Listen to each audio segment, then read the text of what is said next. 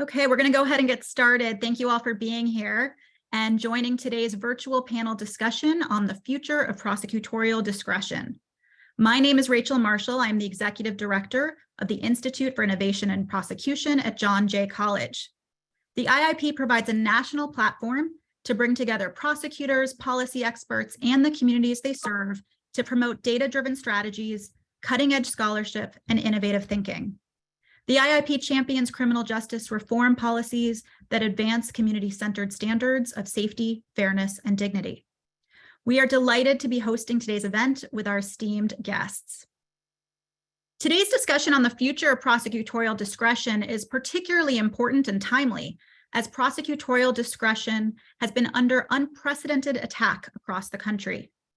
Legislatures in states like Georgia, Indiana, Texas, and Missouri, among others, currently have bills pending that would severely limit prosecutorial discretion and in some cases remove prosecutors altogether.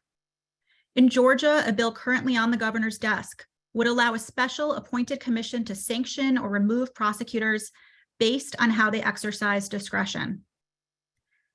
In Missouri, a proposed law allows the governor to appoint a special prosecutor whenever the crime rates reach a certain level. And many other state bills appear to be targeting prosecutors who have announced that they won't charge specific kinds of crimes, such as abortion or election fraud. In fact, just late last week, we learned that the Texas House passed a bill that would allow for the removal of prosecutors who decline to prosecute abortion-related cases, and even allow Texas residents to petition to remove a DA directly. And in still other instances, we have seen officials personally intervene to remove prosecutors, as Governor DeSantis removed Tampa prosecutor Andrew Warren last year. Today, we want to dive into the motivation and effects of these recent attacks on prosecutorial discretion. We want to talk about the history of prosecutorial discretion and its role within the legal system, and what our panelists think the future of prosecutorial discretion looks like. We have several highly distinguished panelists with us today, and in the interest of time, so we can get right into the meat of our conversation, I'm going to introduce them very briefly, and we will be placing a link to each of the panelists' full bios in the chat and encourage you to read about all of their experiences and accomplishments. First, it is my honor to introduce Angela J. Davis, Distinguished Professor of Law at American University Washington College of Law, who is an expert on criminal law and procedure, with a specific focus on prosecutorial power and racism in the criminal justice system. Professor Davis is the author of Arbitrary Justice, The Power of the American Prosecutor, among many other notable publications. Next, I'd like to introduce Mark Dupree Sr., who is the two-term district attorney of Wyandotte County, Kansas, the fourth largest county in the state. His administration has increased the felony trial conviction rate by 27%. DA Dupree has successfully created the first ever conviction integrity unit in the state of Kansas, and DA Dupree and his team of employees are implementing strategic and visionary policies, and his efforts to transform the traditional manner in which DA's offices have operated have been recognized nationally. Welcome, DA Dupree. Next, it is my honor to introduce DA George Gascon, who's the 43rd District Attorney of Los Angeles County. DA Gascon is working to build a national model of criminal justice reform that supports and restores crime victims while also addressing mass incarceration, racism, and social systemic inequities. On his first day in office, DA Gascon ended the use of the death penalty as a sentence in LA County, stopped the practice of charging children as adults, and eliminated many sentencing enhancements that do not benefit public safety and contribute to mass incarceration. Finally, it is my honor to introduce Professor David Sklansky, who's the Stanley Morrison Professor of Law at Stanford Law School, where he is also the faculty co-director of the Stanford Criminal Justice Center. Professor Sklansky teaches and writes about criminal law, criminal procedure, and evidence.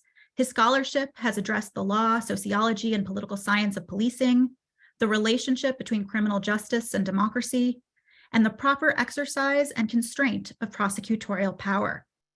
Welcome to all our panelists. We are so honored to have you here. And I'm going to dive into our discussion, but I do want to let everyone in the audience know that we will be reserving time at the end of our discussion for Q&A. So please put your questions in the chat throughout our conversation, and we'll get through as many as we can at the end of today's program. So as we dive into this discussion, I think it's important that we set the stage. And Professor Davis, I'd like to start with you.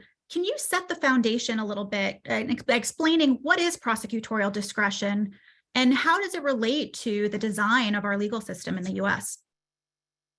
Thank you, Rachel. Yes, discretion. Discretion is a key component of our criminal legal system. Many officials in our criminal legal system exercise discretion in their various roles, right? So police officers have a lot of discretion, right? They don't stop every single person. They stop some people, not others. Judges have a lot of discretion, to make decisions during trial, and certainly at sentencing. If there's not a mandatory minimum sentence, they have discretion, whether they're going to send this person to prison or not, how much time they get. But of course, whenever an individual has discretion, that discretion can be used in ways that create disparities as well, right? So if a police officer is engaging in racial profiling, they are using their discretion to stop some people and not others. If a judge, for example, is sentencing Black and brown people to longer sentences than other people, they're using their discretion that way. So, discretion is a mixed bag. We don't want cops stopping every person who drives 5 miles, over the speed limit. But we can see how, and we want judges to have the discretion to not sentence every single person. The reason I personally am against mandatory minimums is it sentences crimes instead of people. We want judges to take into account an individual person's circumstance in making that decision. So we see it can be a mixed bag. But the reason I focus so much on prosecutorial discretion is because I truly believe that prosecutors are the most powerful officials in our criminal legal system. And the reason I believe that is because they control two of the most important decisions in the system. And that's the charging decision and the plea bargaining decision. They have almost limitless discretion in making those decisions, right? They don't have to, they can charge one person. They can decide that even if they have probable cause or even proof beyond a reasonable doubt, they can decide not to charge a person. Just throw the case out. They have the discretion to do that, right? They can decide to give one person a great deal, a great plea bargain, and another person who's similarly situated, same record, alleged to have done the same thing, give them, a bad plea offer. And so it can be used in ways that can create unwarranted disparities. And in fact, prosecutors traditionally have done that. I'm not saying they've done it intentionally, but because they have so much discretion in the charging and plea bargaining decisions, those two decisions together give, in my view, they almost predetermine the outcome of cases, especially when you consider the fact that 95 to 98% of all cases result in a plea bargain. Prosecutors control that whole thing, and they have almost limitless discretion in doing that. And they make those decisions behind closed doors with no transparency whatsoever. And so it's really important, I think, that we pay attention to prosecutorial discretion. It can be used to do good, but it has been used in ways that have created many of the problems in our criminal legal system. The good news is that it can also be used to undo those harms. I think it's important that prosecutors be aware of that discretion that they have and be very intentional in how they exercise it, and be very aware of the fact that if they're not paying attention, it can be used, it can be used in ways that create, even inadvertently, harms, disparities, and other harms in the system. And I think it's important that they be aware of that discretion and understand that they have the power to use that discretion in ways that can undo the harms and in ways that can make our system better.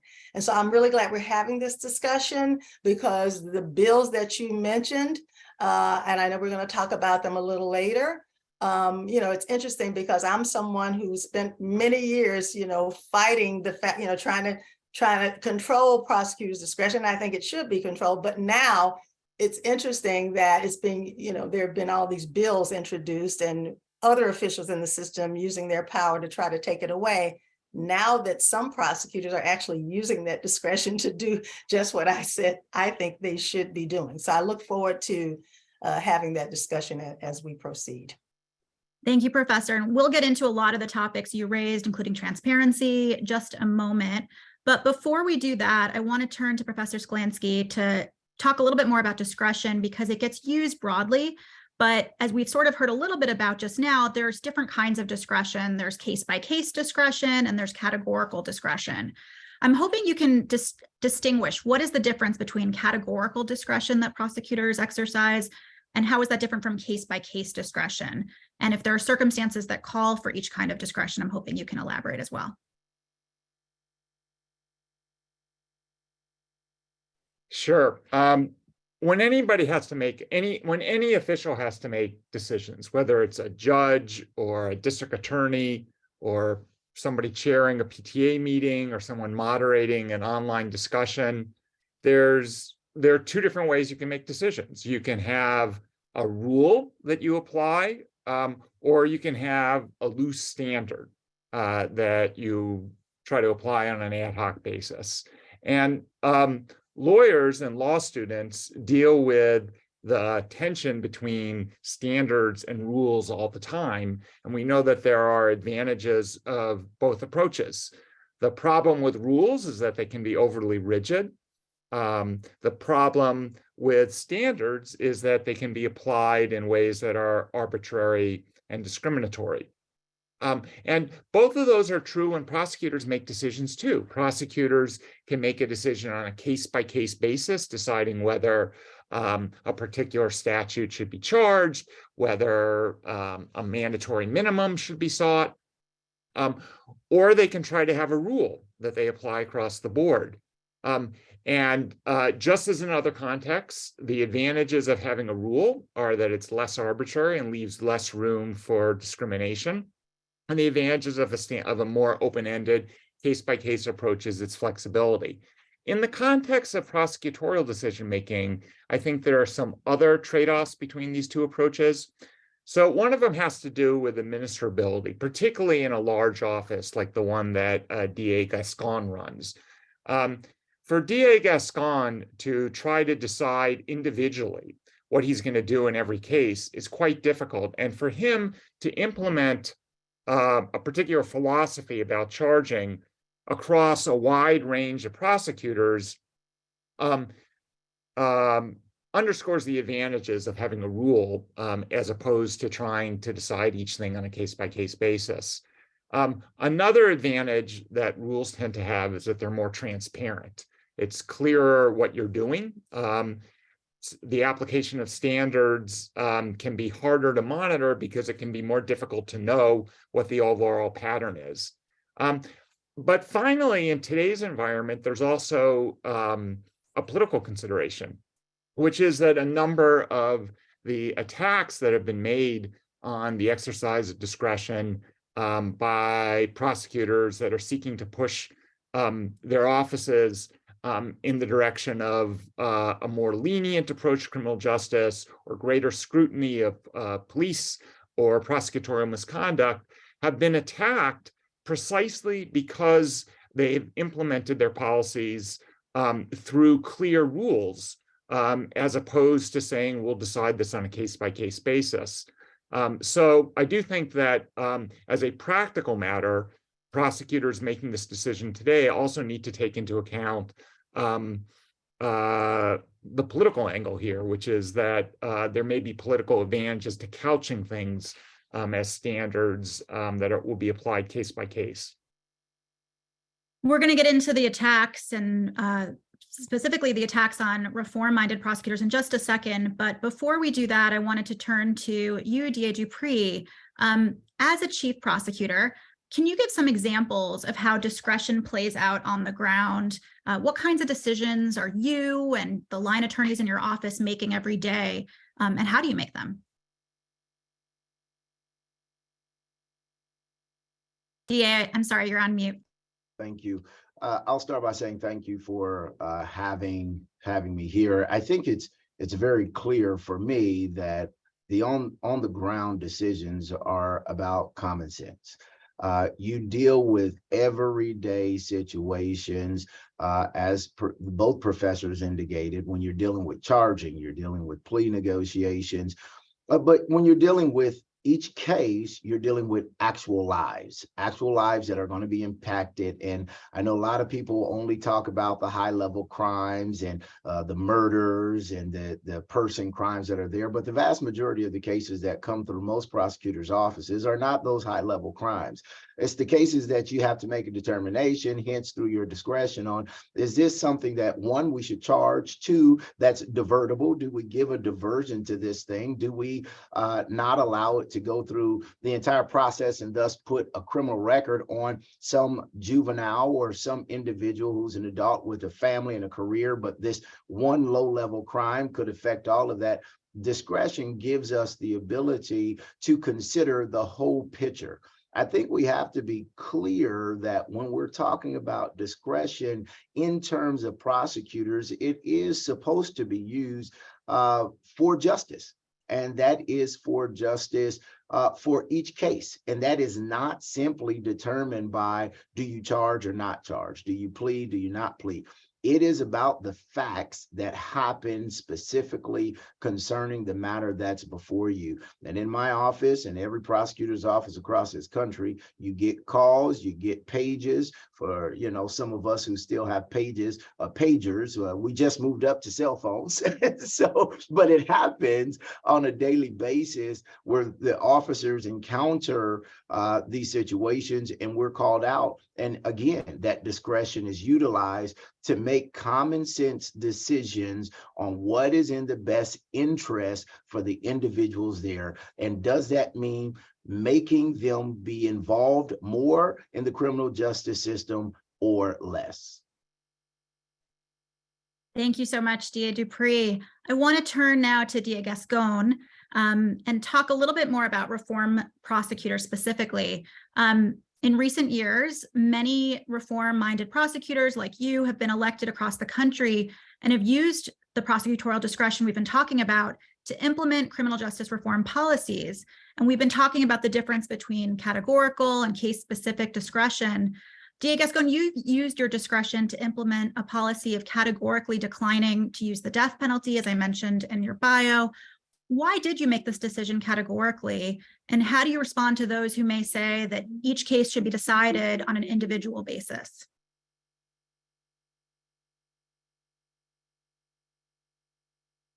Dia Gascon, thank you. Yeah, good morning, Rachel, and good morning, everyone. I think size matter. You know, I think Professor Slansky, made what I consider a very accurate statement. We have 22 branches. We have nearly 1,000 prosecutors. We handle 100,000 cases a year. This is an office that, for instance, prior to my coming into office, elected to send people to death row quite often, right? We put 23 people on death row in the last 8 years. By the way, out of the 23, 22 happen to be Black. We send hundreds of juveniles to adult prison every year. Most of them happen to be Black and brown. If you look at it through a sense, and I agree with Mark to the extent that you hope that common sense will prevail. The problem is common sense is contextual, right? It's contextual to your reality, to your size. What is common sense to one person may not be common sense to another person. If you're in an office where you have yourself and 5 or 10 other prosecutors, you can have very informal rules where you talk about cases regularly.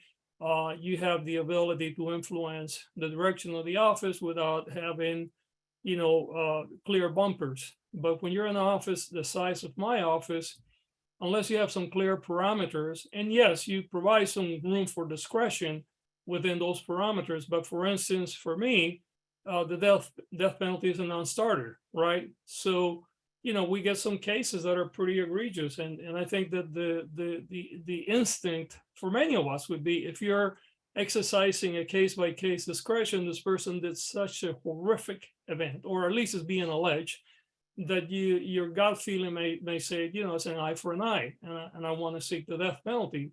But if you want to be true to a process where you say the death penalty has no room in modern in our modern legal system. And we know how discriminatory is being applied around the country, by the way. And we know that wrongful convictions occur. As a matter of fact, we're, just in the last few days, we free a man that was in prison for 38 years. He was tried 3 times, twice without the death penalty.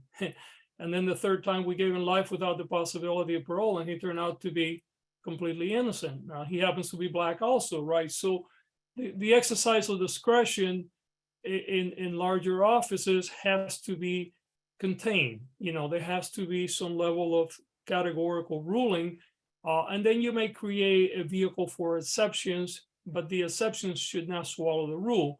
So what we've done in our office is, we created categorical directives. We're not going to use the death penalty. And by the way, that is a pretty hard set rule.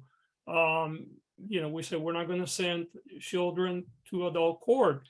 And we've pretty much stuck to that. During, the first 2.5 years, we've only sought to send 1 kid out of hundreds to adult court. And that was primarily because we had no other vehicle, given the state of upheaval that our juvenile system is.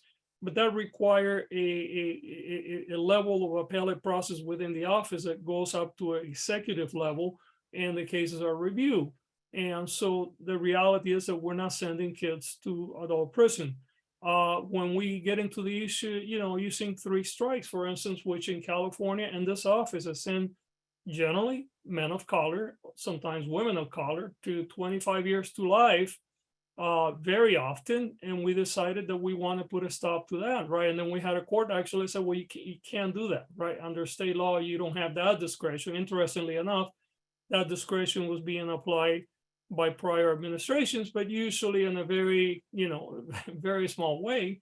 We're now heading for the Supreme Court, the California Supreme Court, this summer, because, we argue that the discretion should be allowed to be used. And we have courts that say, well, you don't have any discretion here. And thankfully, the California Supreme Court apparently seems to see that there's an issue there.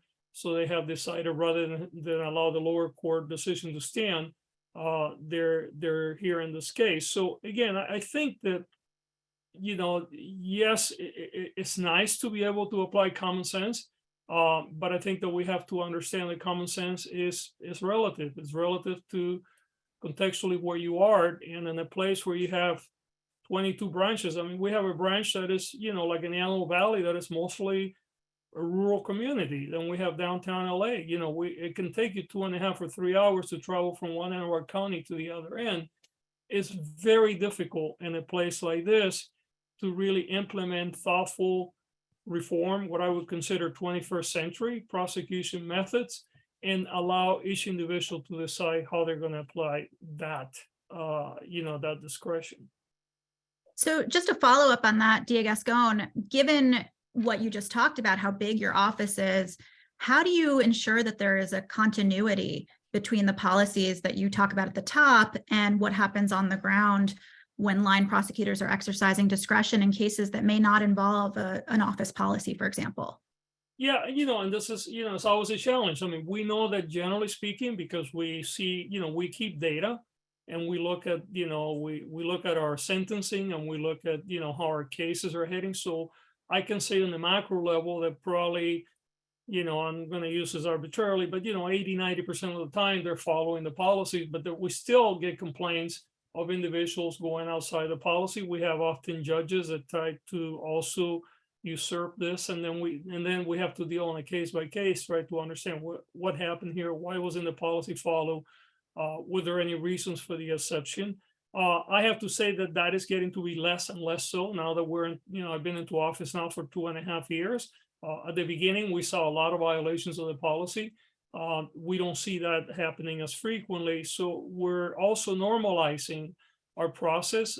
We've hired nearly 100 new lawyers in the last 2.5 years, and we'll continue to hire. So there's also an evolution. The lawyers that are coming into the office today, by and large, they're coming in understanding the way that we do the work. And, interestingly enough, we're attracting lawyers from other offices that come from, very rigid, lock them up environments. They're coming here knowingly that this office is operating differently, and that also impacts the culture of the office. I believe the given time, we can actually loosen up our rules a little more and give people more discretion, because then it's within the culture that we're going to look for the less intrusive way of providing safety for the community, that we're, that incarceration is sort of a last measure, that you look for alternatives. And by the way, I make it very clear, both internally and externally, I'm not an abolitionist, right? I believe that, there is a need for prisons and jails and prosecutions. The question is, to what extent and how much do you seek? This is an office I used to seek, in addition to life without the possibility of parole, that we would commonly seek, 50, 70, 80, 140 years of prison term. And you scratch your head and say, what is the utility of those prison terms when, most of the cases can be resolved for substantially less, right? So it's a combination of working on the culture, using good data to monitor the work, to make sure that the policies are being adhered to. And then as you have more room and as we're growing and learning, then you create where you can, you create other vehicles to provide people for, more room to apply their own personal discretion on a case by case. But again, I believe that when you have large offices, you have to have some clear rules. And yes, the rules may have some wiggle room within, but if you don't, I think that it's very difficult to really do the things that, many of us are telling our community that we're going to do. Thank you so much, DA Gascon. And DA Dupree, I want to follow up on that because DA Gascon was just talking about culture and hiring a little bit. And I'm wondering, in a smaller office, where each prosecutor on the ground may have tremendous influence, how do you evaluate prospective hires on how they would use discretion and how they would contribute to your office culture? And what personal qualities, skills, or experiences do you rely on and do you think equip someone to exercise prosecutorial discretion effectively and fairly? I think a couple of things. I think that what is absolutely necessary in any prosecutor's office, whether you're in a huge one like my dear friend George's office or mine, which is medium size, at the end of the day, you need to have people who knows the law. So what qualities are we looking for? We're looking for lawyers who doesn't mind abiding by the law, not going off and trying to create their own laws or have some type of revenge method and having this discretion and utilizing it wrongfully. That's the first thing. Second thing is that they're trainable. You have to train your prosecutors to the methods and, quite frankly, as you talk about the culture, to the culture that you have here. When you're dealing with prosecutors, I was just at an event the other day and ran into a couple other prosecutors' offices who have poached some of my prosecutors away, right? Not only are we prosecutors who are reform-minded, holistic thinkers who look at justice at not just the sentencing aspect, but how can we make sure that they're not coming back? What do they need? What tools can we utilize? What type of assistance, right? We do all of those things. And then prosecutors often say, hey, we need that alternative court stuff you guys do, we need those folks over here. But what we did to make sure that we built the best prosecutor was teach them and train them about holistic prosecution and that justice is not just in the sentence. If you will, the old school way was the only justice you find is in how long you can lock them up, how long you can throw away the key. And that's not the thought process. So you have to have people who are trainable, who are teachable, which means another quality of humility. We are lawyers and all of us are amazing, but it's something about those lawyers who just feel like they can do no wrong and that they know it all. Well, those are not the folks you want to have in the prosecutor's office. You want to have humble prosecutors who come in with the understanding is, I don't know everything. There's something that I don't understand. There are some things that I've never experienced, and that way we can all get clarity on what justice means specifically around the board. I also think that when we're talking about how do we make sure that the discretion is done right, you have to teach them, you have to train them, and then you have to trust them.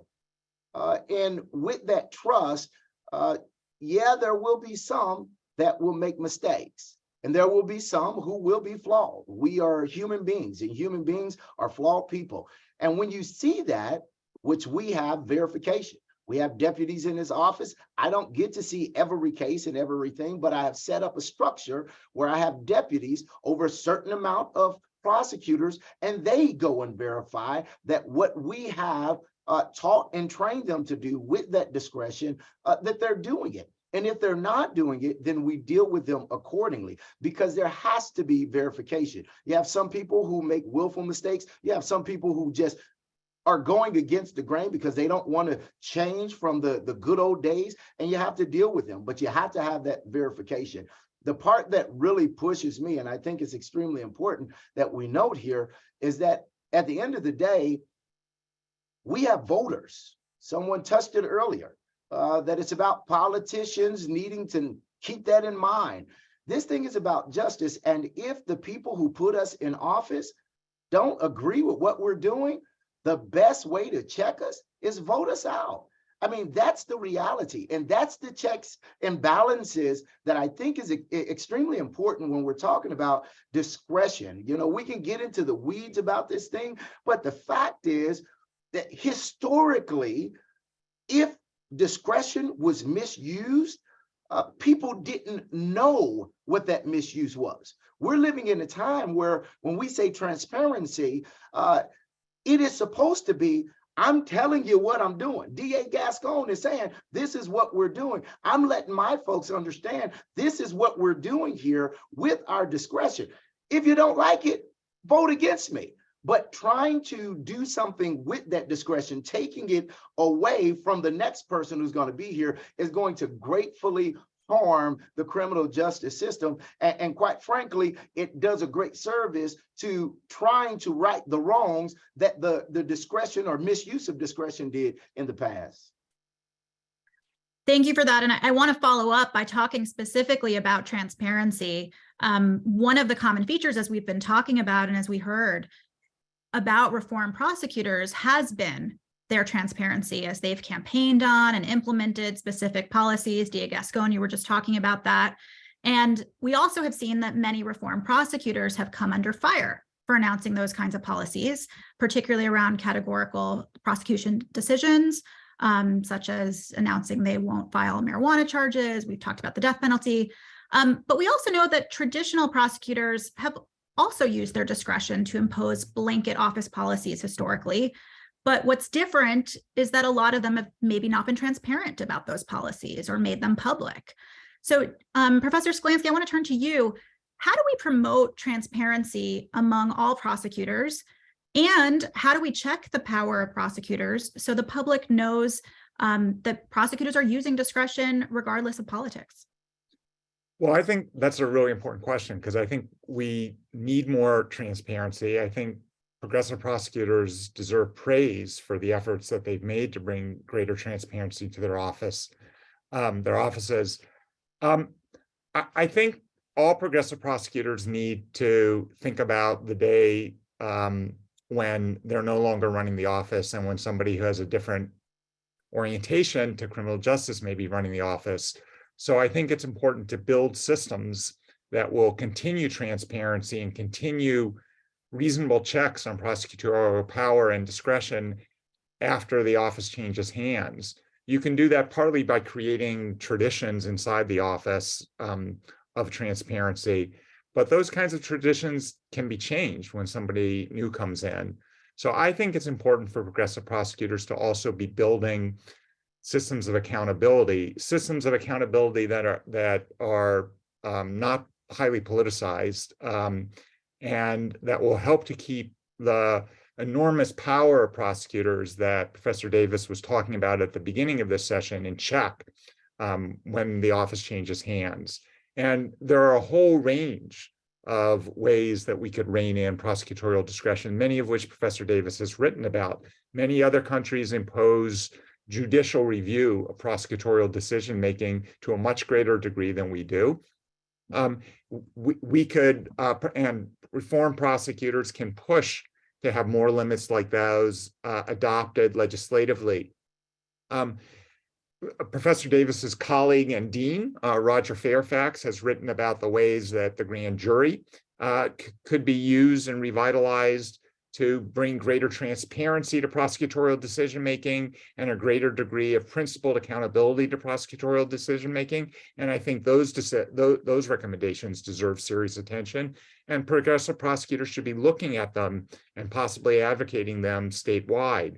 But I think the easiest check for progressive prosecutors to help strengthen in their jurisdictions is the check provided by defense attorneys. It's the least guarded secret of American criminal justice is the scandalous underfunding of indigent defense. And when the indigent defense function is strengthened, prosecutors are brought under greater checks. Defense attorneys don't just need more money, they also need more power. In most parts of the country, the discovery rights of defense attorneys are overly restricted. There are many parts of the country where defense attorneys have been given much greater discovery rights. And I think progressive prosecutors should be pushing to have those rules of open file discovery brought to their jurisdictions if they're not there already. Professor Davis, I want to give you a chance to respond. I know your name came up in that question. And I also want to build off of what Professor Sklansky was just talking about, because some would argue that reform-minded prosecutors or any prosecutor that's seeking to implement criminal justice reform should continue to do so, but should refrain from publicly discussing those reforms and should, not be transparent in the ways that we've heard a lot of reform-minded prosecutors have been. What's your reaction to that approach and to what Professor Sklansky just talked about? Yeah, well, I agree with David 100%, particularly what he said about defense attorneys and the support that they need. Transparency is important and key. We want to promote transparency. Many of the reform-minded prosecutors have, come up with these public-facing dashboards where they make information available to the public about the number of cases that they have. Transparency is important and key, but we need everybody to be transparent, right?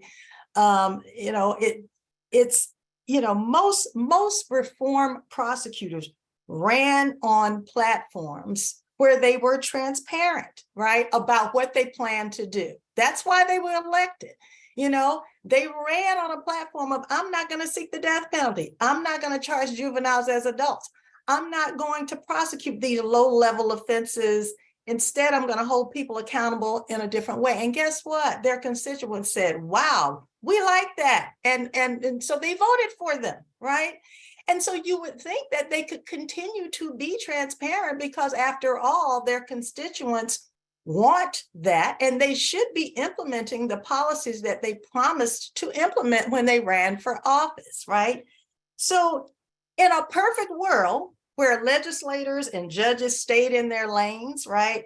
Where legislators legislated and judges judged, and where they weren't each trying to tell prosecutors what to do and weren't trying to take away the power of the prosecutors that were duly elected by their officials, I would say, yes, everybody be totally transparent and continue to do so. And you would think that they would be able to do that. And by the way, I want to point out that some of the prosecutors that have been most attacked, and I'll name Kim Foxx, Kim Gardner, and Larry Krasner, even after being attacked and even after having the legislators come after them and the county council and other officials and judges, they were reelected. The people said, we don't care. We want you back again, right? And so it really, I think they should be able to be transparent. But unfortunately, we have to live not in the world as we would like it to be. We have to live in the world that we live in. And David mentioned the political realities. If you're in a jurisdiction, right, where you know that some of these other people who are improperly trying to thwart the will of the people by taking your power away, you have to be careful about how you are being transparent. My book was called Arbitrary Justice for a reason, because as you pointed out, Rachel, No, prosecutors have been declining categories of cases for hundreds of years, right? There are laws on the books that no one wants them to enforce, right? Fornication laws, they say, I'm never going to do that. So they've been doing that forever. And guess what? The United States Supreme Court actually says that prosecutors have the power to decide whether to charge or not to charge, and it can't be taken away. It's a 1978 case called Borden-Kircher versus Hayes. And that has been affirmed over and over again in subsequent Supreme Court cases, that they have the power to decide whether to charge and not to charge. And so I guess what I'm saying is, I think they should be transparent.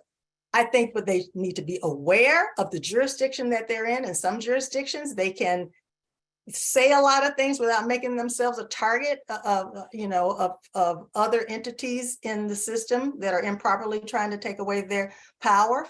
If they know that that's not happening in their jurisdiction, they can handle the transparency one way. If they're in a jurisdiction where they're going to be a target, if they say certain things, they may have to exercise and do that transparency in a different way. I think they have to just be politically astute about that. That's the world that we live in. And I think it would be smart for prosecutors to think about that, as they go about implementing the policies that they promised to implement, that the people elected them to implement. Well, that leads us to some of the attacks and efforts to remove prosecutorial discretion that we are seeing across the country. And I mentioned some of these in the opening, but we've seen, for example, Governor DeSantis in Florida remove Andrew Warren, a local prosecutor who had been twice elected by his community. And we've seen him target others as well in the state of Florida. We're also seeing a plethora of bills in state legislatures seeking to limit prosecutorial discretion and even remove prosecutors based on how they use it. And I want to bring everyone's attention to one bill pending in Georgia, SB 92, which is on the governor's desk right now, which would create a commission to oversee prosecutors, and that commission would have the power to sanction or remove them altogether. The bill does many things, but among them that prosecutors have a duty to review every individual case.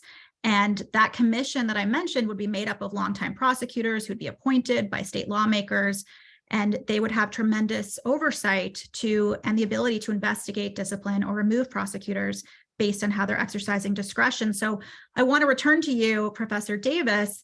Why have state lawmakers, in your opinion, recently targeted prosecutorial discretion, which, as we've been talking about, has been in existence for so long? And who are these proposed bills really impacting? So this is no opinion here. This is just facts. They're very, very clear about who they are targeting. They are targeting the reform-minded prosecutors that are trying to fix the problems in the criminal legal system. In all the hundreds of years of legislatures, they have never tried to control prosecutorial discretion. Never. When prosecutors were out there locking up everybody and throwing away the key, and even some of them categorically deciding not to charge, no one had any interest. No one in the legislature had any interest. No governor had any interest in controlling prosecutorial discretion. They did not. It's only when there have been prosecutors who are trying to fix the problems in the system that they've come up with these laws. And some of the laws they're not even pretending to have them apply to all of the prosecutors. In Jackson, Mississippi, the legislature there, the Mississippi legislature is trying to take over the whole city of Jackson, including the district attorney there, who's an African-American, and the police department and everybody, because there's Black people there. It's almost like apartheid. It's unreal. In Missouri, they could not be more clear. They're targeting Kim Gardner. Her cases will be taken over. So they are very clear that they are targeting reform-minded prosecutors. And think about how anti-democratic this is, right? Not only are we talking about the fact that these people, these district attorneys, were duly elected by the people in their county to do exactly what they are doing, right? That's why the people in their county elected them. And then you have these legislatures who are, they're from all around the state. What right do they have to go into a particular county most of them are not even, in that county, and decide they're going to take away the will of the people in that particular county. Why? Because they don't like the policies that district attorney is implementing, even though the people in that county elected those district attorneys to implement those policies. This is an attack on democracy. I'm not being overly dramatic here. Let's be clear. This is an attack on democracy. And I just think the people, how we fix it, we can talk about that later, but the people who put them in those positions need to speak up and let their voices be known, to stop these attacks on these persons. But they're clearly targeting, very clearly targeting the reform-minded prosecutors, simply because they've decided they don't like the policies. And that's just, outrageous. And, we have to figure out a way to stop that. Professor Sklinski, I want to follow up on that. Do you think that these legislative attacks on prosecutorial discretion, are they solving a real problem, or is the ability to vote or re-elect a local prosecutor a reliable safeguard against the abuse of prosecutorial discretion? Well, I don't think that any of these efforts are solving a real problem. But I also think that elections historically have been an imperfect vehicle for keeping district attorneys responsible. I think that it's important to recognize the form that these attacks are taking. What we're talking about, one popularly elected official, a district attorney, clashing with other popularly elected officials, typically at the state level. That's been true in Florida. It's true in Pennsylvania. You can have these kinds of clashes, though, between cities and counties too. When D.A. Gascon was the police chief in Mesa, Arizona, he clashed with the sheriff of Maricopa County, who had a very different approach to criminal justice. So I think that means that thinking about this as a question of letting the people have what they want is in an incomplete way to understand the problem. I do think that Professor Davis is right that many of these attacks are outrageous assaults on local democracy. But I also think that the reason why we're having these clashes is that we're a divided country, and that views on criminal justice are increasingly polarized. And it's not just that people statewide will often have a different approach to criminal justice than the constituents who have elected a local district attorney. It's that even within a jurisdiction like Los Angeles, there are sharply different views about criminal justice. So I think that one of the challenges for progressive prosecutors is to fight for the vision of criminal justice that they were elected to pursue, but at the same time to try to see if they can figure out ways to start building consensus and bridging divisions over issues of criminal justice, which are increasingly polarizing and increasingly affected by the polarization of our politics more broadly. D.A. Gascon, I wanted to give you a chance to respond to that, and as well as your reaction to some of these bills and the messages that they are sending. Yeah, and I think that David is absolutely right that we have to navigate in a political environment, and we have to recognize that the more that we can bring people together, the better that we're going to be. My county has 88 cities. Most people think of LA County as being this very progressive county, but the reality is that we have a lot of cities that are run by very conservative Republicans.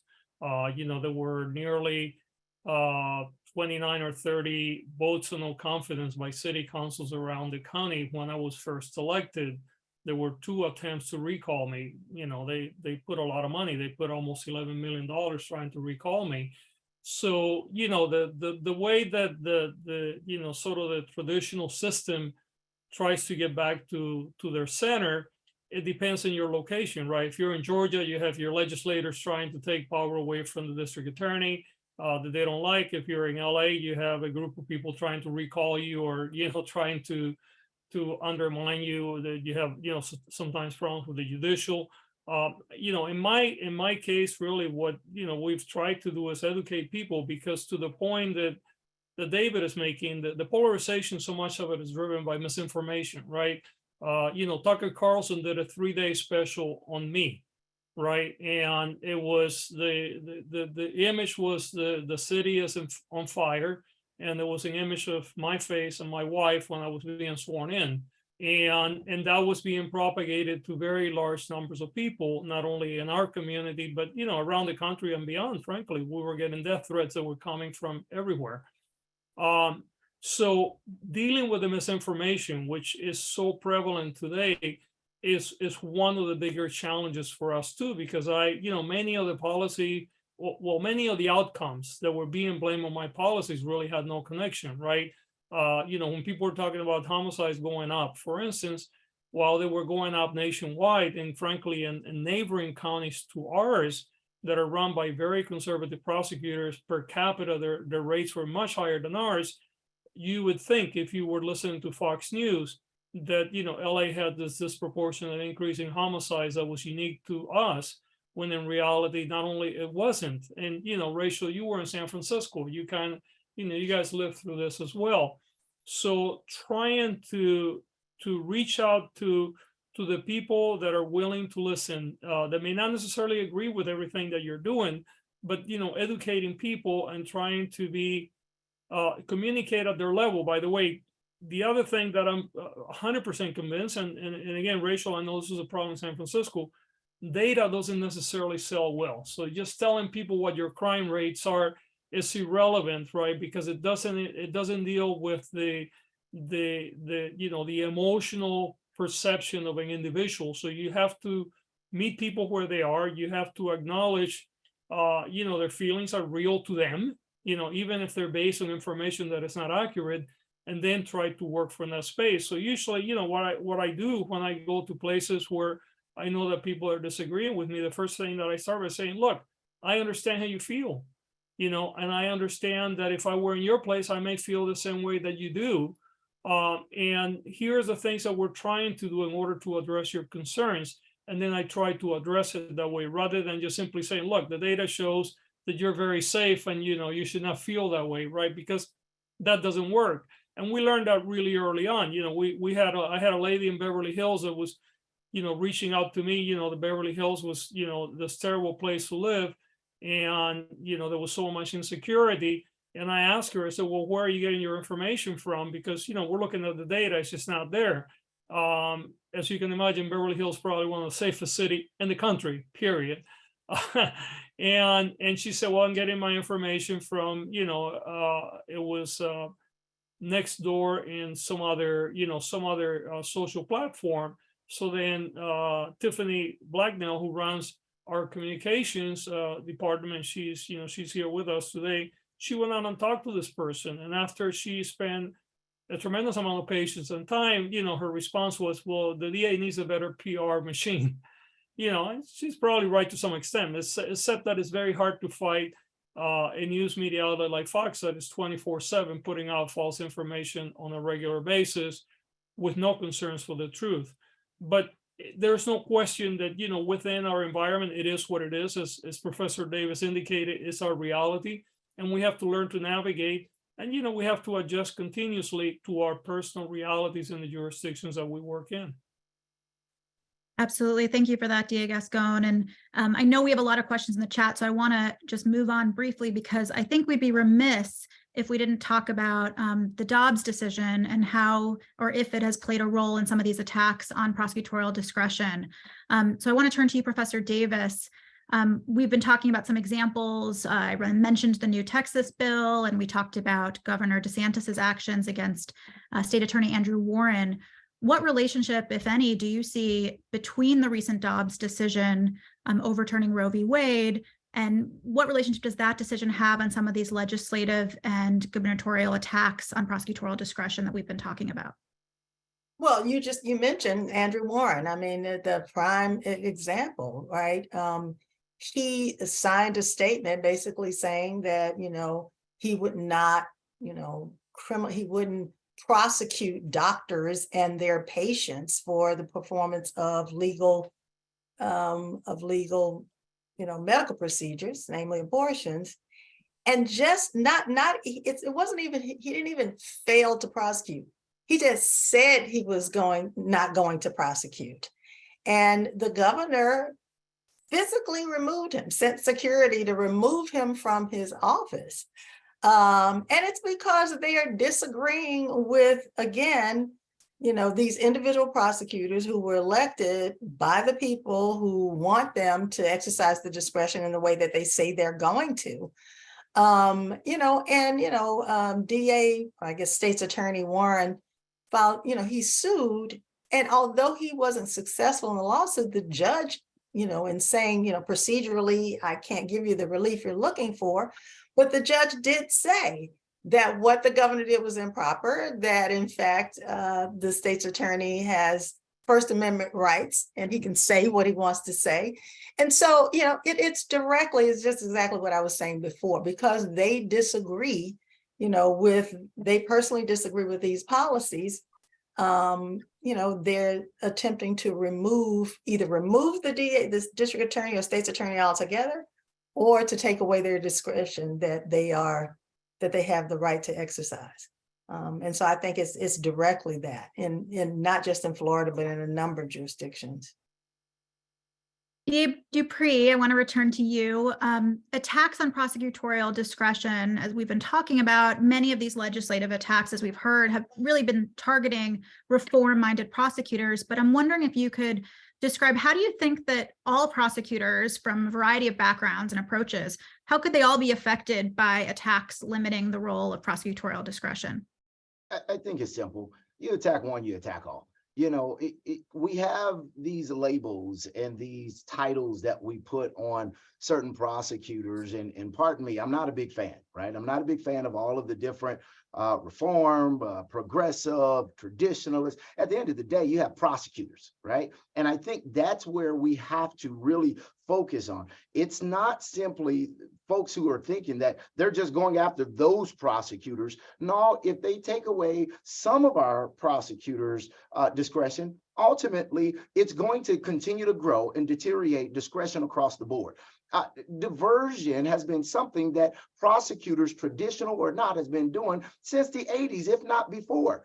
And never before has it come under attack like it is right now. But you have prosecutors who've been doing this thing for 20, 30 years, and they're looking at the quote unquote reform-minded prosecutor saying, you're not doing anything we haven't done. That's what we've been doing. We're the father of it. However, you're the target of it today. And so my biggest thing is, look, when you are going against a prosecutor's discretion, regardless of the title of the day of that specific prosecutor, you are affecting the entire prosecutor, the entire, if you will, industry of prosecutors across this country.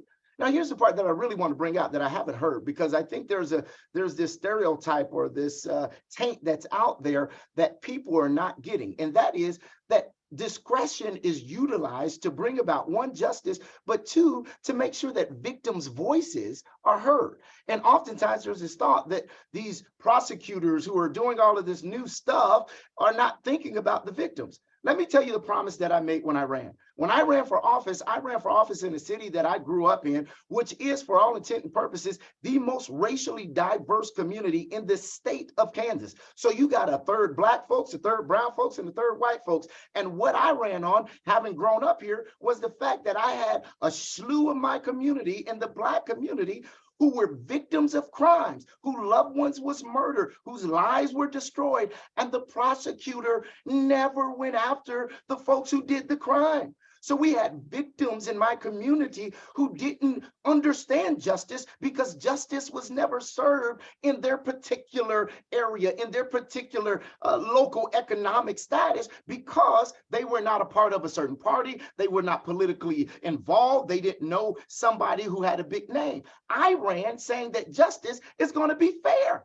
across the board. Whether someone commits a crime over here where it's black folk, over here where it's brown folk, out here where it's white folk, wherever it is, we're going to charge the crime across the board. You know why? Because justice is supposed to be done equally and fairly. And in the past, it has not been done so. That discretion and the law has been misused to disproportionately negatively affect Black, brown, and broke folks. The entire purpose of the prosecutor's job is to focus on doing justice for everyone. And it is that same discretion that we have to utilize, that same power that we have to utilize to make sure that every person in our community feels that justice is being done. And so how is discretion affecting everyone? Because it affects the citizens that we serve who rely on that discretion, who rely on that authority for us to do what they voted us in to do. 1935, the Supreme Court said that a prosecutor does two things. One, that the innocent not suffer and that the guilty not go free.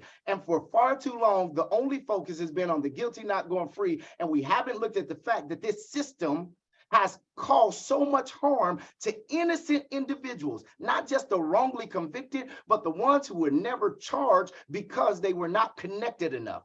We have to focus as prosecutors on both prongs, the guilty as well as not using the system to cause so much harm to innocent people in our community. Discretion is necessary for every prosecutor across the board to do what we were elected to do for the citizens and the victims of our communities. Thank you, DA Dupree. I want to, before we turn to Q&A from the audience, I know we have a lot of questions. I wanted to give everyone on the panel an opportunity to make some closing remarks. Prosecutors, as we've been talking about, are the most powerful actor in the criminal justice system, many say, and we've been talking about limits on prosecutorial discretion that are being imposed across the country. What is one thing that you hope prosecutors take away from this conversation? I know we have many of them in our audience right now. So what are your takeaway comments? And I will start with you, DA Gascon. Well, I think that, the one thing that I try to really drive through in my community is that the work that I do, and I think the work that most of us do, is deeply embedded in the concept of providing for healthy and safe communities. And when we are implementing some of these policies, it's not because we want to be soft on crime or because we want to look the other way, but to the contrary, we know that there's sufficient information out there. There is science, there is data, there are many other things that point to the fact that we have a system that not only has failed people based on race, but more importantly, it's failed all of us. When you have a system, when you have the recidivism rates that we have, and I walk people through what that means additional victims in the future. And we put people through that system that continuously fails all of us.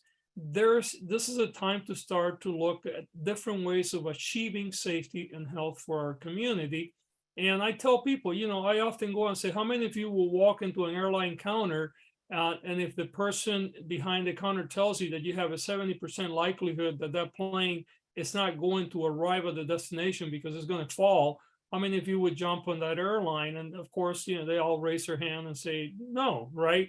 But I said, but yeah, we have a carceral system that fails around 70% of the time because we do not account for things like reentry, rehabilitation. We over-incarcerate, we over-criminalize people at very early ages, that in turn creates more criminogenic factors that lead to more victimization.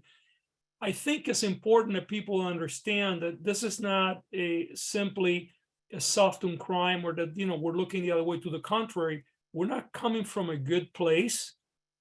And in order for us to get to a better place, we need to start to explore different solutions.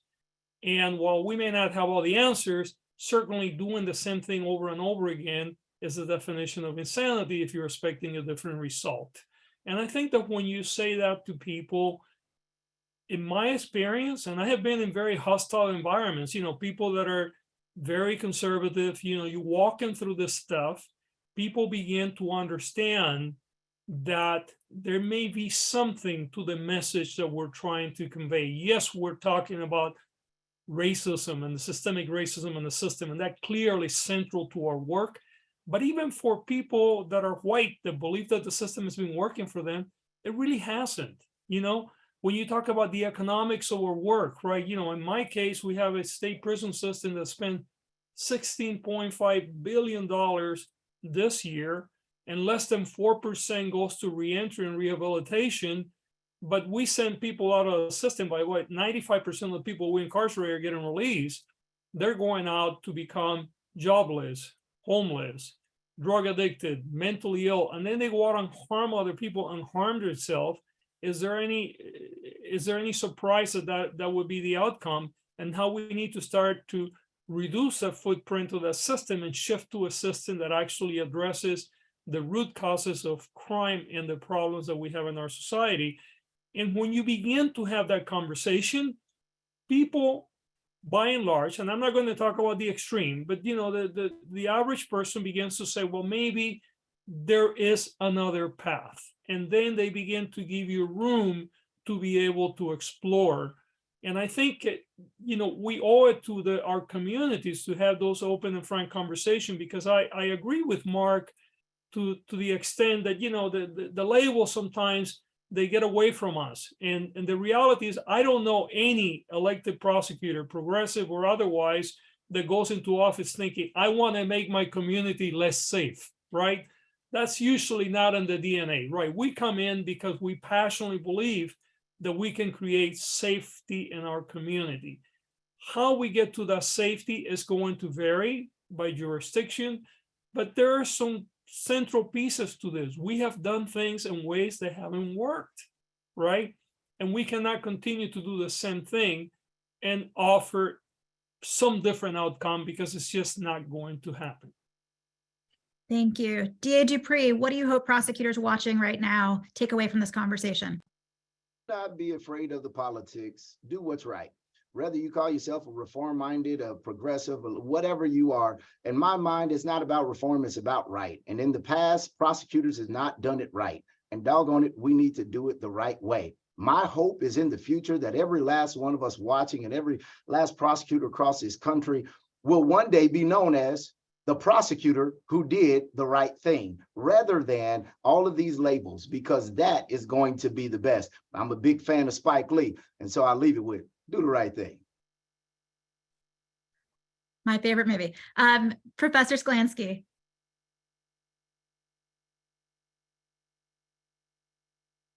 Sorry about that. I hope that progressive-minded prosecutors take away from this discussion that their work is critically important, and that because it's so important, it's important for them to think about how their work will outlast their own tenure. And I think that means trying where possible to build consensus across ideological boundaries. And it also means working to create structures of accountability and balance that will outlast them. And I think the easiest and most important set of structures of that kind have to do with the resources and legal powers of defense attorneys. Professor Davis. We in this country have the highest incarceration rate in the world. We have the worst racial disparities. Black and brown people are treated worse than their similarly situated counterparts at every step of the process, whether they are charged with a crime or are victims of a crime. Those are huge problems in the system. Prosecutors can and should use their discretion to fix these injustices. As DA Dupree said, the role, as DA Dupree and the United States Supreme Court said, and I'm paraphrasing here, it is the duty of the prosecutor not to seek convictions, but to seek justice, to do justice. And justice does sometimes mean seeking a conviction, but justice sometimes also means dismissing a case or not charging a case. And so we need prosecutors to be aware of these problems, to use their considerable power and discretion to fix these problems. The Supreme Court says they should be doing it. The ethical rules, the ABA standards for the prosecution function talk about prosecutors being ministers of justice and using their power to improve the administration of justice. And there's no problems more important that need to be addressed than these problems in our country. So I would urge them to use their discretion and be very intentional about using their discretion to fix the problems that traditionally prosecutors have actually, cause some of these, at least in part, cause some of these problems. Now use that discretion to fix it. Thank you. Okay, we're going to turn to some questions from the chat. We'll get through as many as we can. So I'm going to ask that answers be a little bit short just so we can try to get through as many as possible. But a few people asked this question in the chat, so I think it's a good place to start. The question asks, does anyone worry that the exercise of categorical discretion in which a prosecutor declines to prosecute whole categories of crime, for example, refusing to enforce a state's law against possession of marijuana in a state where it remains illegal, undermines the separation of powers doctrine by making the prosecutor, a member of the executive branch, a super legislator who makes laws instead of merely enforcing the laws enacted by an elected legislature? If either Professor Davis or Professor Sklansky want to take that one. Go ahead, Professor Angela. Sklansky, you went first with your mic off, so go for it. I think there's a tension there, and it's important to recognize it. But I don't think it's a tension that you can resolve just by saying, well, therefore prosecutors have to charge. Can never say that there's a statute that they're not enforcing, because we have too many statutes on the books, and prosecutors have always made decisions about which ones they're going to enforce and which ones they're not going to enforce, and to what degree. I think I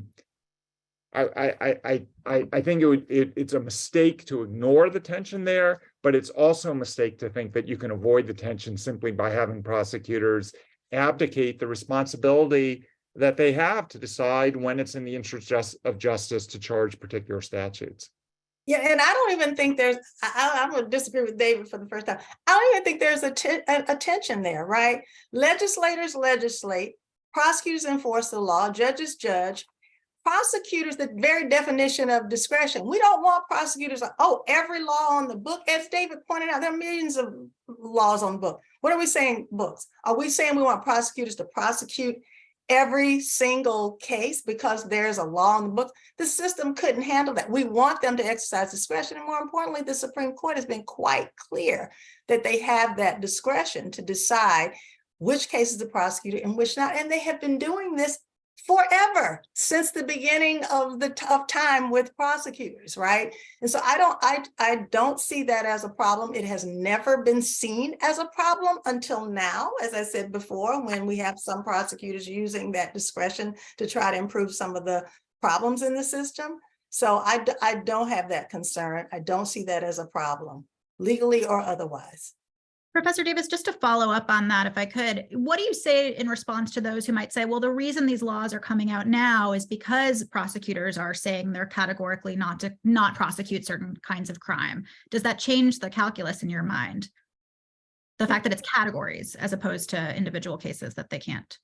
So it's someone who would say that's why people are passing these laws, because they're saying that there's some need to rein in prosecutors who are going further than they have before. I would say that that's wrong, that these are not prosecutors that are going further than they've gone before. It's just that people are aware. They're not doing anything different from what other prosecutors, traditional prosecutors have done in the past. They're just using their discretion in different ways. But their prosecutors have always, regardless of whether they're progressive or not, declined entire categories of cases. They've always done it. They just haven't been transparent about it, getting back to the point of transparency. Yeah, if I could add something, it's easier to rely on case-by-case discretion if you're comfortable with continuing patterns of power and domination that have existed in this country for decades or centuries. When you're trying to change the culture of an office, when you're trying to turn the ship around,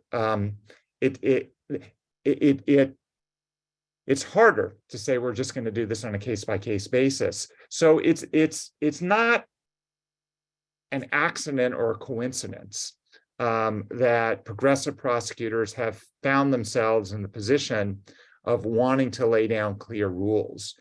They do that partly because they're often ideologically committed to the virtues of transparency, but they also do it because they're trying to change things. And when you're trying to change things, it's harder to say, well, let's just do this on a case-by-case basis and we'll all continue to exercise our sound discretion. And they're trying to change things because that's what the people elected them to do. I have to keep coming back to that. Second question, this one's directed towards the DAs. Do you have your prosecutors take outside information into account, police reports, wishes of the defendant's family or victim and their family? And if so, how do you deal with pushback you may receive when you decide to not charge a person with a certain crime and instead proceed with a different charge or not charge it at all? DA Gascon, do you want to start there? Sure, we do. We first of all, state law requires here that you communicate with victims. So we entertain, the victim's desires to a certain level. But like has always been the case, that was, before I was here, and it will continue to be long after I am gone. We as prosecutors are the people's lawyers, right? We're not the lawyer for one particular victim. And so we represent the entire community, and we try to accommodate where the victim wants to go, but sometimes that may not be completely possible. I think that we owe the victim the duty of transparency and honesty, and also also in our state we provide victim services. So one of the things, for instance, that I've done is reform the way that we provide victim services to be trauma informed driven. We have brought in different people to work with our victims to deal with the trauma, which is a very different process than simply, how you end up prosecuting a person or not, or to what level. I think that, also the community as a whole, they're going to have a say, and you want to listen to them, and you certainly want to try to incorporate as much as you can in your policy and your decision-making process. But, at the end of the day, you're elected, and assuming that you were elected on a clear platform, you have to be able to maintain that process while you're continuously evaluating the environment around you. In my case, we have created community advisory boards, right? That they actually play a very central role in the way that we develop policies. And we, whether we're talking about hate crimes or how we deal with the LGBTQ community or the African American community, or other communities, as advisory boards are actually playing a very central role in our policy development, which is another way to also bring the community inside of our office to help in the development process. So I would say that yes, you absolutely have to or should talk to the victim and try to understand their needs and entertain them, and try to do what is necessary to reduce the harm. I think the community plays a major role, but then at the end of the day, you have to make the decisions based on what you believe is what you're being elected to, but frankly, what is ethically and morally, and what you're required to do as well. DA Dupree, did you want to add anything to that? Make an educated decision. That's what we have to do. And in order to do that, you have to collaborate, yes, with the police department, getting all of the information, yes, hearing their voice, the boots that were on the ground and what their thought process is. Yes, we take it in consideration. We have a victims liaison board. Not only do we deal with the victims on each case, we deal with them collectively. As George said, just getting how we can further improve what we do and how we do it. We have to make sure in Kansas, there's a victims bill of rights. And so there is a certain amount of legal standing that's behind making sure we hear what that, and then how do we deal when we have a disagreement? You educate, and then you listen. Sometimes the victims just want to be heard. And I'll tell you from previous administrations, unless you was on the case, you didn't talk to the folks. I make it my business. And again, I'm sure, George, you couldn't do this, but for every murder case that happens in my county, I'm meeting with that family, and I'm going to allow them to talk to me, even though I'm not going to prosecute, so that they can have a voice and they can be heard. And so sometimes we disagree, but ultimately it's not ignoring them. It's them not having the first understanding of the case on the news. It's them sitting, being educated, and being listened to. Thank you. This next question, I think is directed towards Professor Davis. It says that you mentioned legislators and governors limiting prosecutorial discretion. Can you address the coincidence of that accompanying a trend towards young, Black, often female DAs, especially in the South? Yeah, well, some of the prosecutors who have been most attacked have been the Black women chief prosecutors, without a doubt. I mean, if you look at, and I don't think it's necessarily the South, just the South for sure. Kim Foxx, for example, who is an extraordinary, talented state's attorney in Cook County, has done tremendous work, was one of those people who was, despite all the attacks, was reelected, right? You know, judges came after her. We've got Kim Gardner, who's had every, you know, judges, the legislature, the police departments, the police coming after. When Rachel Rollins was in Suffolk County in Boston, she was repeatedly attacked and people were coming after her. I could go on and on. So many of the prosecutors who have faced the attacks, Monique Worrell now, who's in Florida, so many of the prosecutors, chief prosecutors who've been under attack have been Black women, you know, or just Black prosecutors. I mentioned Mississippi, Jody, forgetting Jody's last name right now, in Jackson, Mississippi, you know, Jason Williams in Louisiana, could go on and on. So a lot of it appears to be racially motivated. And I will say this, it's not just because they're Black, it's because it's been clear. You know, Kim Foxx had members of the Proud Boys marching outside of her office with signs that were clear racial attacks. Jody Owens, thank you so much. Jody Owens, I don't know why Jody's last name escaped me. Clear racial attacks, right? They had signs, they were marching outside of her door. She'd been threatened. Same with Kim Gardner, received all of these racist attacks, attacking her, threatening her life. And they were racist, misogynistic, you know, attacks. So it's not just, you know, because they're Black and because they're women, the attacks have been specifically that way. And I think people need to be aware of that. So thank you for that question.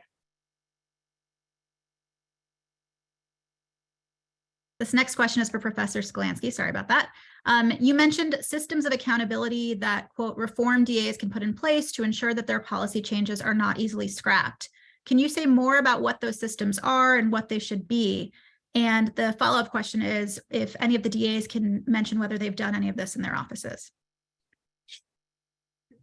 Sure. So I'd start with increasing funding for and the legal powers of indigent defense attorneys. I think having and in particular, if progressive prosecutors who are in areas where indigent defense is not provided by a public defender's office should be pressing for the creation of a public defender's office, because it's important that the defense function have that organizational capacity if it's going to be any kind of a real check. If they have an indigent defense office, I think it's progressive prosecutors should be pushing for better funding for that office and for better powers for that office. And the powers begin with access, with some sort of open file discovery.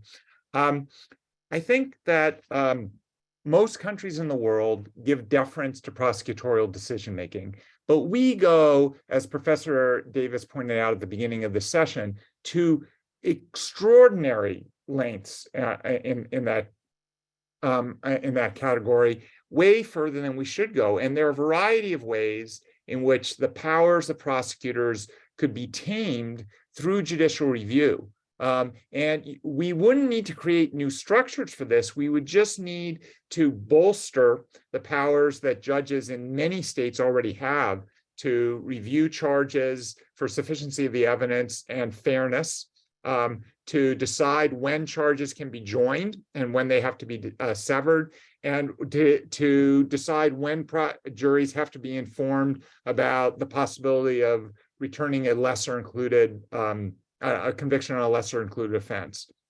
I think that we have in about half the country grand juries that historically did represent a check on prosecutors, but have become enfeebled over the centuries. And Dean Roger Fairfax of American University has written a whole set of articles outlining ways in which we could revitalize the grand jury to create more of a check on prosecutors. And I think that would be a good idea.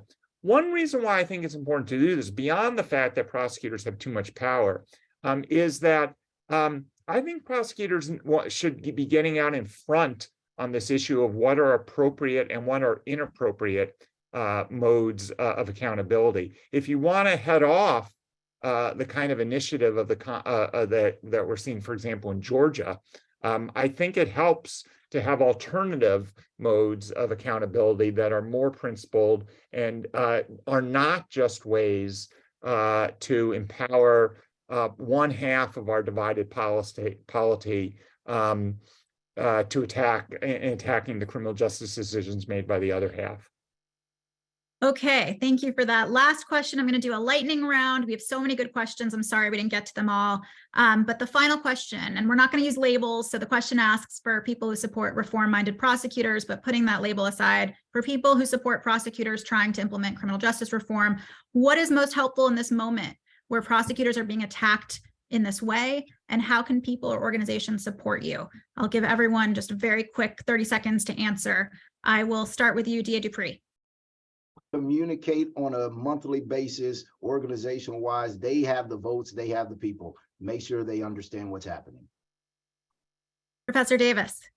I agree with DA Dupree 100%. The DA should be communicating with the people who elected them, keeping them apprised of what's going on, and the people who elected them, and I think that's what the question is going to, speak up. You elected this district attorney. You know, when the state legislature or the judge, most of whom are elected too, by the way, or the mayor or the county council, they're elected. Tell them, speak up and say, we elected this person, hands off. We want this person. So don't just vote and disappear. Continue to support the DA that you elected to do progressive things. Professor Sklansky. I would just agree with what DA Dupree and Professor Davis said, 100%. DA Gascon, you get the last word. Yeah, well, I think we're all in agreement. I think basically, you know, we have to be clear to our community, but I think that those who support have to stay informed and they have to stay in the game. It's not enough to get us elected. You know, you're committing to a process, and that process will take years to get there. Well, thank you so much to all of you for this fascinating and critically needed conversation. And I know we could talk the rest of the day and there's more to say. And the IIP will continue to share information, resources, and advocacy on this issue. Please check out our website, prosecution.org, for more information. And we'll also post today's recording as soon as we can. And you can also sign up for our mailing list there so you won't miss any future events we host. But I wanted to thank everyone for joining us today. Thank you especially to our panelists, and we'll see you next time. Thank you. Thank you.